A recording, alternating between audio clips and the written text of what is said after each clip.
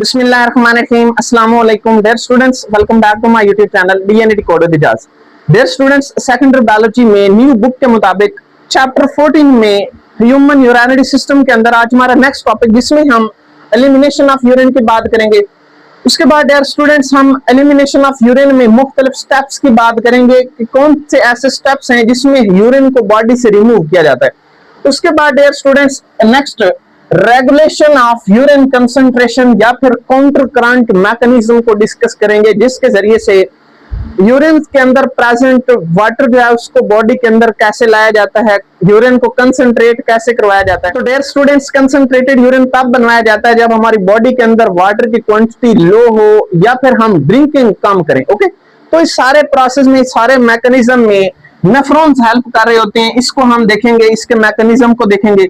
तो dear student, सबसे पहले अगर हम एलिमिनेशन ऑफ यूरिन की बात करें तो एलिमिनेशन ऑफ यूरिन की डेफिनेशन में elimination of urine is a process, एक ऐसा प्रोसेस है जिसमें यूरिन को रिमूव किया जाता है from the body by urinary tract. Urinary tract के जरिए से, यूरिनरी सिस्टम के जरिए से यूरिन को बॉडी से रिमूव करवाना क्या कहलाता है? एलिमिनेशन ऑफ यूरिन कहलाता है। इसमें मुख्तलिफ पार्ट्स जो हैं हमारे यूरिनरी सिस्टम के वो इन्वॉल्व हैं, जिसमें हमारे पास सबसे पहला जो है कलेक्टिंग डक्ट्स आती हैं। डियर स्टूडेंट्स, ये कलेक्टिंग डक्ट जो है इससे यूरिन पास आउट होता है और किसके पास पहुंचता है? Papillary ducts.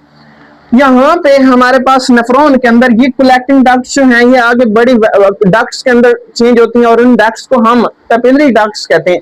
अब ये पेपिलरी डक्ट से यूरिन होता हुआ किसके अंदर आता है? किडनीज के अंदर, रीनल पेल्विस में।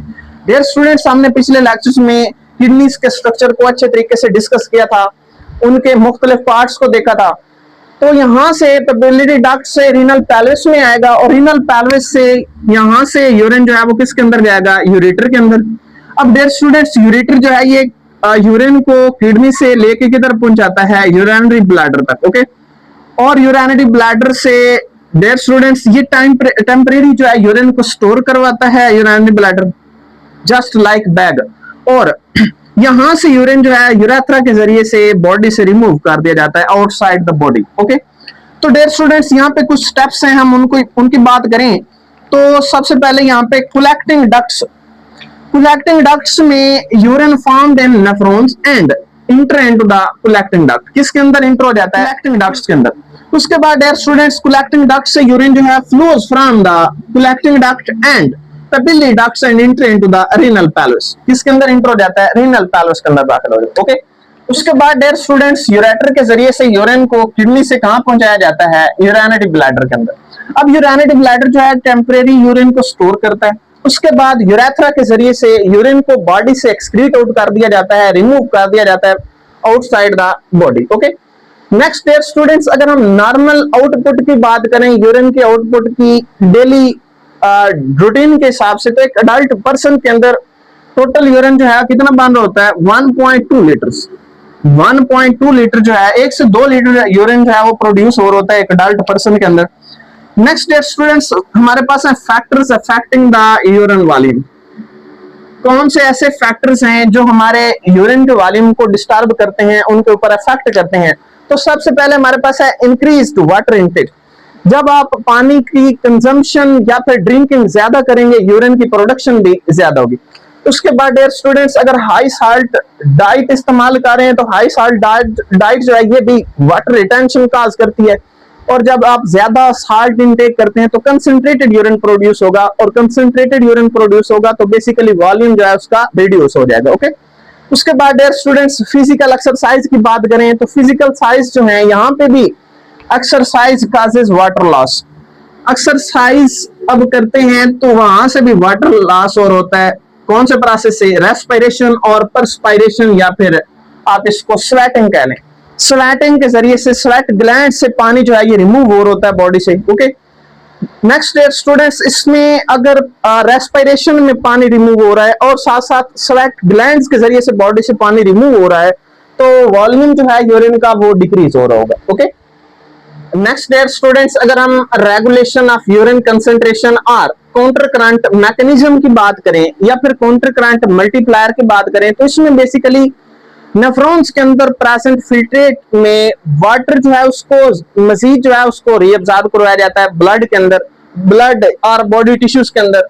तो यहाँ पे बेसिकली जो आपके पास लूप ऑफ हेनले है, इसके बाहर एक खास किस्म का एनवायरनमेंट डेवलप करवाया जाता है, खास किस्म का फ्लूइड डेवलप करवाया जाता है, जिसके अंदर वाटर की अमाउंट कम होती है with respect to the water that is present in the filtrate present in loop of Henle. Loop of Henle के अंदर जो फिल्ट्रेट प्रेजेंट होता है उसके अंदर वाटर की कंसंट्रेशन ज्यादा होती है, और उन लूप ऑफ हेनले की ट्यूब्यूल के बाहर जो फ्लूइड डेवलप करवाया जाता है उसके अंदर वाटर की अमाउंट कम होती है। तो डियर स्टूडेंट्स, हाई कंसंट्रेशन से वाटर की तरफ मूव करेगा लो कंसंट्रेशन की तरफ bye the process of osmosis. तो इस प्रोसेस में बेसिकली यूरिन जो है वो कंसंट्रेटेड बनेगा। ठीक है, तो यहाँ पे हम इसकी डेफिनेशन को देखें तो एक ऐसा प्रोसेस है जिसमें नेफ्रॉन जो है वो क्रिएट करते हैं और मेंटेन करते हैं high concentration of salts. High concentration of salts में बेसिकली वाटर की अमाउंट कम होगी around the lobe of Henle and that reabsorb more water to make concentrated urine. तो dear students, by the process of osmosis यहाँ पे बाहर fluids के अंदर बाहर जो टिश्यू फ्लूइड है उसके अंदर वाटर की अमाउंट कम है तो वाटर की तरफ मूव करेगा हाई कंसंट्रेशन से लो कंसंट्रेशन की तरफ। बेसिकली प्रेजेंट जो आपके पास लूप ऑफ हेनले के अंदर प्रेजेंट फिल्ट्रेट है और उसके अंदर जो वाटर है वो किधर मूव करेगा बाहर वाले फ्लूइड की तरफ। ओके, तो नेक्स्ट यहाँ पे इंपॉर्टेंस की बात करें तो help in the reabsorption of water, water को ज्यादा से ज्यादा एब्जॉर्ब करवाने में हेल्प करता है, कंसंट्रेटेड यूरिन बनाने में हेल्प करता है, और कंसंट्रेटेड यूरिन और हाई रीअब्जॉर्प्शन ऑफ वाटर में बॉडी के अंदर जो कंजर्वेशन है वाटर जो है वो भी ज्यादा होगी। ठीक है, उसके बाद नेक्स्ट डेयर स्टूडेंट्स, इस मैकेनिज्म के अंदर खास किस्म के पार्ट्स इन्वॉल्वड हैं और वो कौन कौन से हैं, जिसमें हमारे पास पहला कौन सा है loop of Henle. Loop of Henley में डिसेंडिंग लिम्ब और असेंडिंग लिम्ब एंड उसके बाद collecting duct and surrounding tissue fluid और वेजा रेक्टा। वेजा रेक्टा बेसिकली खास किस्म का पेरिट्यूबुलर नेटवर्क है जो बेसिकली प्रॉक्सिमल कन्वोल्यूटेड ट्यूब्यूल और लूप ऑफ हेनले के ऊपर एंड डिस्टल कन्वोल्यूटेड ट्यूब्यूल के ऊपर जो है वो एक नेटवर्क बनता है ट्यूब्यूल्स का, पेरिट्यूबुलर कैपिलरीज का, तो उसको हम क्या बोलते हैं, वेजा रेक्टा बोलते हैं। ओके, तो यहाँ पे लूप ऑफ हेनले में descending limb of loop of Henley की बात करें तो यहाँ पे वाटर की अब्जॉर्प्शन होती है। उसके बाद अगर हम ascending limb of loop of Henley की बात करें तो यहाँ पे एक्टिवली ट्रांसपोर्ट करवाए जाते हैं सोडियम्स और क्लोराइड आयंस। ओके, एंड यहाँ पे नेक्स्ट कलेक्टिंग डक्ट इसके अंदर इन्वॉल्व है और उसके साथ साथ सराउंडिंग टिश्यू फ्लूइड, यहाँ पे टिश्यू फ्लूइड लिखे हैं। ओके, उसके बाद डियर स्टूडेंट्स यहाँ पे वेजा रेक्टा इन्वॉल्व होता है। नेक्स्ट अगर हम इसकी डायग्राम की बात करें तो डायग्राम में ये हमारे पास एफरेंट आर्टरियोल, इससे पिछले लेक्चर्स में भी हम इसकी बात कर चुके हैं, एफरेंट आर्टरियोल एंड इसको हम बोमेंस कैप्सूल बोलेंगे, बोमेंस कैप्सूल एंड इसके अंदर जो नेटवर्क ऑफ कैपिलरीज हैं इसको हम ग्लोमेरुलस कहते हैं, ग्लोमेरुलस, और इसको हम इफरेंट आर्टरियोल, इफरेंट ई से इसको लिखेंगे। ठीक है, इफरेंट आर्टरियोल, और ये इफरेंट आर्टरियोल जो है ये यहाँ से जो फिल्ट्रेट है, जो फिल्टर्ड ब्लड है उसको आगे जो है वो लेके जाता है।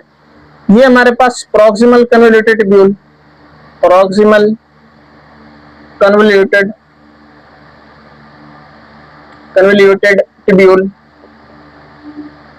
एंड ये हमारे पास distal convoluted tubule, distal convoluted tubule, इसको आप डीसीटी लिख दें।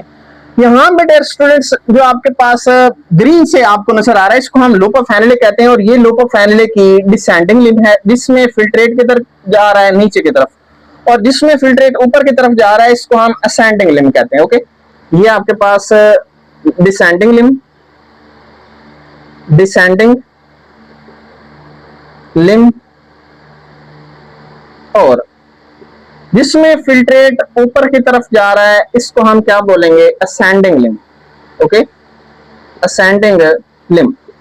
और डियर स्टूडेंट्स यहाँ पे जो आपके पास लूप ऑफ हेनले है इस काउंटर करंट मैकेनिज्म के अंदर यहाँ पे खास किस्म का बार फ्लूइड वो डेवलप करवाया जाता है जो हम यहाँ पे रेड से बना लेते हैं। और इस फ्लूइड के अंदर साल्ट्स की कंसंट्रेशन जो है वो ज्यादा रखी जाती है, और जब साल्ट की कंसंट्रेशन इसके अंदर ज्यादा होती है तो इसके अंदर प्रेजेंट जो वाटर है उसकी अमाउंट कम होगी। बेसिकली यहाँ पे सॉल्यूशन कौन सा होगा, हाइपरटोनिक सॉल्यूशन होगा, जिसके अंदर वाटर की अमाउंट कम है। तो यहाँ पे डियर स्टूडेंट्स वाटर किधर से किधर मूव करेगा, इस फिल्ट्रेट में जिसमें पानी ज्यादा है वो वाटर जो है वो किधर जाएगा, यहाँ से water moves toward the surrounding tissue fluid, water किधर मूव करेगा, बाहर की तरफ।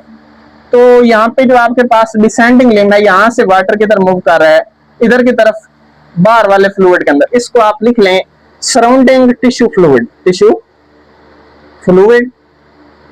ओके डियर स्टूडेंट्स, नेक्स्ट अगर हम असेंडिंग लिम्ब की बात करें तो असेंडिंग लिम्ब में एक्टिवली ट्रांसपोर्ट के जरिए से सोडियम और क्लोराइड आयंस जो है उनको किधर लाया जाता है, टिश्यू फ्लूइड के अंदर लाया जाता है। यहाँ पे इसके अंदर इस फिल्ट्रेट के अंदर प्रेजेंट जो आपके पास सोडियम आयंस हैं, और सोडियम आयंस के साथ साथ क्लोराइड आयंस जो हैं उनको किधर लाया जाता है, इस साथ वाले टिश्यू फ्लूइड के अंदर। ये सोडियम आयंस जा रहे हैं तो पीछे पीछे इसके पीछे पीछे क्लोराइड आयंस भी आएंगे, ठीक है, Cl negative ions.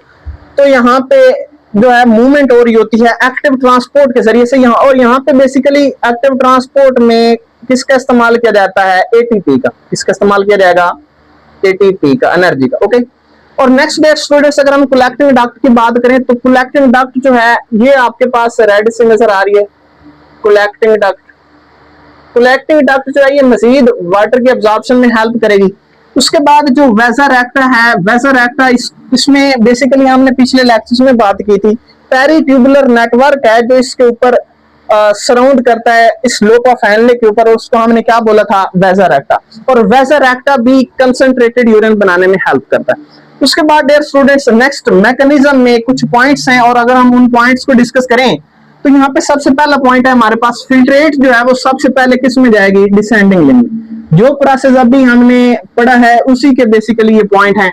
Descending limb के अंदर आएगी सबसे पहले फिल्ट्रेट। ओके अब डिसेंडिंग लिम्ब में क्या होगा, वाटर मूव करेगा कहां से, डिसेंडिंग लिम्ब से किधर आएगा, surrounding salty tissue fluid by the process of osmosis. Dear students ये हमारे पास loop of Henle, loop of Henle, और इस लोप ऑफ हैनले के अंदर प्रेजेंट फिल्ट्रेट है, ठीक है, फिल्ट्रेट, इसके अंदर फिल्ट्रेट प्रेजेंट होती है, और फिल्ट्रेट से बेसिकली वाटर को किधर लाया जाता है, बाहर वाले टिश्यू फ्लूइड के अंदर, ठीक है, ये आपके पास टिश्यू फ्लूइड है रेड में।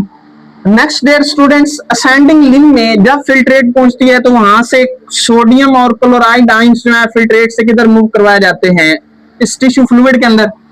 और उसके साथ साथ next water also absorbed from the collecting ducts. ये जो कलेक्टिंग डक्ट्स आपको नजर आ रही है यहाँ से भी वाटर जो है इसको अब्सॉर्ब करवाया जाता है, किधर वाटर को लाया जाता है, ब्लड के अंदर। ओके और इसके अंदर प्रेजेंट जो यूरिन है ये मजीद जो है इसको कंसंट्रेटेड करवाया जाता है। Okay next dear students water enter into the blood, water blood के अंदर इंटर हो जाता है by vasa recta. Vasa recta के जरिए से जो यहाँ पे आपको पिछले लेक्चर में हमने कैपिलरीज का नेटवर्क बनाया था उसके अंदर वाटर इंटर हो जाएगा। स्टूडेंट्स मैक्सिमम वाटर जो है वो फिल्ट्रेट से वेजर एक्टा की मदद से किसके अंदर लाया जाएगा, ब्लड के अंदर लाया जाएगा, और जो यूरिन प्रोड्यूस होगा वो कंसंट्रेटेड यूरिन प्रोड्यूस होगा। ओके तो डियर स्टूडेंट्स आज का टॉपिक हमारा कंप्लीट हुआ। नेक्स्ट हम इंशाल्लाह अगले लेक्चर में मिलेंगे। अल्लाह हाफिज, टेक केयर।